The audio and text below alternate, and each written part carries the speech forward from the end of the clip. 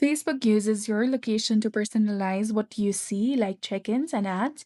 You can control whether Facebook tracks your location, which apps can use it, and if your posts show where you are. Changing these settings help you protect your privacy and can make the app look better. First, you need to go ahead, open your Facebook application, log into your account, tap on the three lines in the top right corner of your screen. Then scroll down, go to Settings and Privacy, and tap on Settings. From this page, you need to scroll down and then go to Location that you will find under the Your Activities section.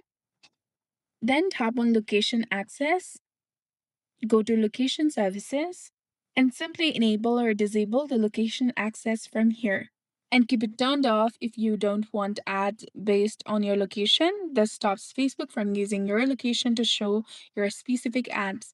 So that's it for this video. I hope you found this helpful. If you did, please like, share, and subscribe. Thanks for watching. We'll see you again in the next one.